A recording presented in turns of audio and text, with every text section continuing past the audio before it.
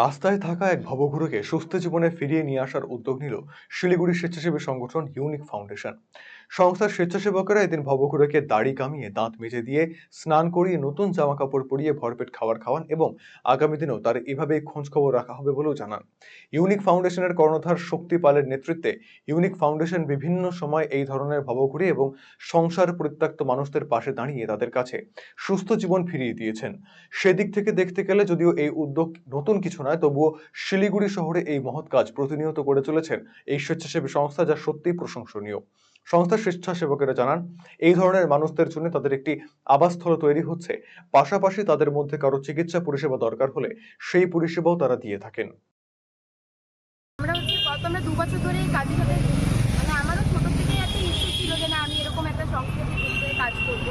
কারণ রাস্তা দিয়ে আমি যখন যেতাম আগে তখন মানে হচ্ছে আমারও খারাপ লাগতো এসব এরকম মানুষদের দেখে। তো আমি তারপরে দাদার আমি খোঁজ পাই শক্তিদার, তো দাদার সাথে তারপরে আমি যুক্ত হলাম, যুক্ত হয়ে আমি দাদার সাথে এগুলো কাজ শুরু করলাম। আর এই 2 বছরে হচ্ছে আমাদের 150টার ওপরে মানে আমাদের হয়ে গেছে এরকম 200-র কাছাকাছি। এই ধরনের লোকদের হচ্ছে আমি এরকম এখনো হচ্ছে আমাদের একটা প্রজেক্ট চলছে, যেরকম আশ্রম বানানো হচ্ছে আমাদের। তো আশ্রমটা কমপ্লিট হয়ে গেলে আমরা হচ্ছে এনাদের ওখানে গিয়ে রাখবো। তো আপাতত এখন আমরা হচ্ছে ওনাদের এভাবে এখানেই করে খাইয়ে তারপরে জুতো দিয়ে এগুলো দিয়ে ওনাদেরকে খাবার টাবার দিয়ে এখানেই রাখি আমরা। আর এমনি যদি রাস্তায় যদি হচ্ছে কোনো থাকে এরকম যাদের হচ্ছে হাতে বা পায়ে পোকা ধরে গেছে, মেডিকেল ট্রিটমেন্ট আমরাই নিয়ে যাই।